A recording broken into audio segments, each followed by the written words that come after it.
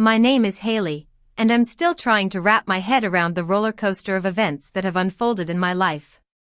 There I was, sitting in my small apartment, the silence only broken by the hum of the heater and the gentle breathing of my baby boy, Lucas. An envelope from the bank lay on the table in front of me, and as I opened it, a wave of relief washed over me. The letter confirmed that my name had been cleared from all fraudulent accounts and loans. My record was clean. But it wasn't always this way. Let me take you back to the night Lucas was born. It was nothing like I'd imagined. The hospital room was cold, the lights dim, and the only sound was the rhythmic beeping of the monitor beside me. I was shivering from the anesthesia as I reached for my phone. With shaking hands, I typed, "Please, someone bring me a blanket or help me feed him." I waited, watching the screen light up my face in the darkness, but there was no reply. Not a single message. My husband, Ryan, was a firefighter. He was killed in the line of duty 6 months before Lucas was born. I remember the day the news came. There was a knock on the door, and 2 solemn firefighters stood there, holding a folded flag.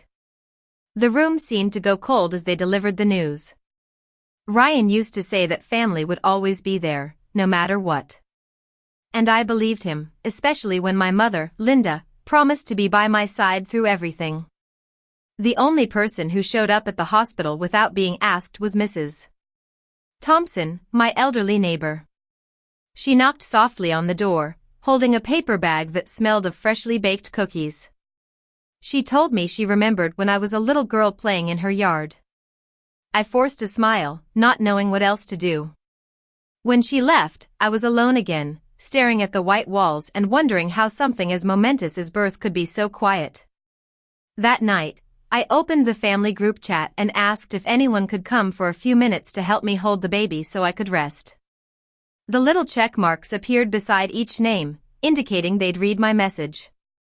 But there was no reply, no call, not even an emoji. 3 days later, my sister, Emily, finally responded. "We were busy." "You'll be fine," she said. Those words stung more than the silence. 2 weeks passed in the small apartment. The only things on the bare walls were a framed photo of Ryan in his firefighter uniform, smiling that easy smile of his.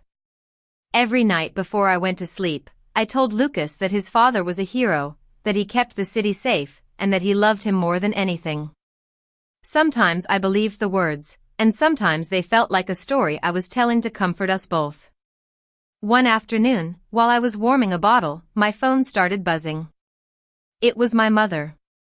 Her message was short and demanding. "We need $3,000 right now. Your father is having trouble with the bank. We'll pay you back soon." I thought I'd read it wrong. I stared at the number, the timestamp, and the typing bubble that appeared and disappeared. I called her. She answered calmly, as if asking for such a large sum of money was no big deal. When I asked what had happened, she said there were some mistakes in an account, a delayed payment, a small problem. But when I asked why she needed exactly $3,000, her tone hardened. "Don't question everything. Just do it if you can," she said. I opened my banking app and noticed that my balance was lower than I remembered.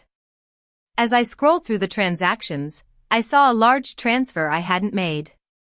The destination was an online payment service in another city. The transaction ID was unfamiliar, but the connected email address ended with the same domain my mother used for her online bills. I sent a text asking if she or my father, Tom, had used my account. The message was marked as read immediately, but there was no answer.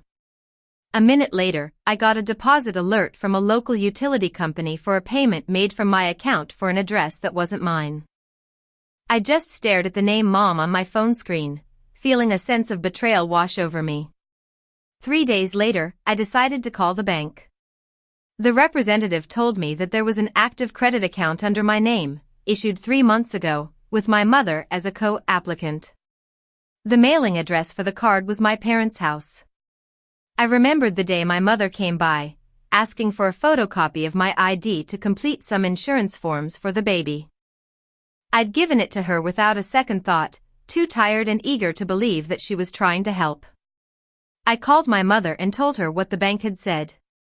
She laughed softly and told me I was imagining things, that it was probably a system mistake and that I needed to rest. Then my sister, Emily, joined the call. She said it wasn't a big deal, that it was family money. I was furious. I told them that using my information without my knowledge was fraud. But they just dismissed me, saying I was overreacting. I hung up and immediately changed all my passwords, recovery emails, and security questions. It was a small act of resistance, a way to take back control. A knock at the door made me jump. I thought it might be my parents coming to try and twist the story again, but it was just Mrs. Thompson with a basket of fresh produce. One night, I woke up to an unfamiliar silence. When I looked out the window, my car was gone. I checked the security app on my phone and saw that it was my father who had taken it. He drove away in the middle of the night, with no signs of forced entry. I called the police, but they said it was a civil matter since the car was still registered in my name. The next morning, I took Lucas and went to my parents' house. My car was parked in front of their house, the license plates missing and the bumper covered in mud. My mother opened the door, acting as if she was expecting a guest. When I confronted her about my father taking the car, she tried to downplay it, saying he was just trying to help with errands. I told them that this had to end. A week later, my mother's older brother, Uncle Jake, showed up at my door. He had a brown envelope in his hand.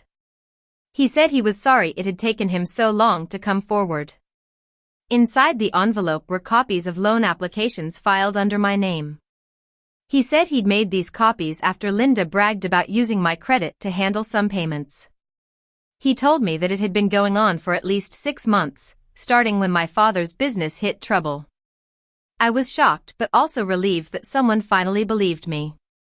Uncle Jake said he'd already spoken to someone at the financial department, and they could start an investigation once we submitted the copies. We spent the next hour sorting through the documents and preparing a folder to hand in the next morning. The investigation moved quickly. Within 3 weeks, my parents, Linda and Tom, were officially flagged for fraudulent credit activity. Their accounts were frozen, and their credit scores were destroyed. Their house, which was once the pride of the street, was seized by the bank. Emily also lost her job when her company discovered her connection to my mother's fraudulent activities. One evening, my mother called. She was angry, saying I'd ruined the family. But I told her that she was the one who had done it. After that call, I packed up my things and focused on building a new life with Lucas. Now, evenings in Springfield are my favorite time. I sit by the window, watching the last light fade across the rooftops, with the baby monitor beside me. Lucas, nearly 8 months old, sleeps soundly in his crib. Sometimes, Uncle Jake visits, bringing a toy or a book for Lucas. Mrs. Thompson also drops by from time to time with cookies and kind words. A few weeks ago, I saw an email from my mother with the subject "I'm sorry." I stared at it for a long time but never opened it. I've learned that some apologies come too late. Peace isn't about forgiveness, it's about creating distance. I've built a new life for myself and Lucas, and I'm determined to protect our peace. This experience has taught me that family isn't always about blood, it's about shared respect. And when trust is broken, sometimes the loudest answer is silence, and the most powerful way to heal is to walk away.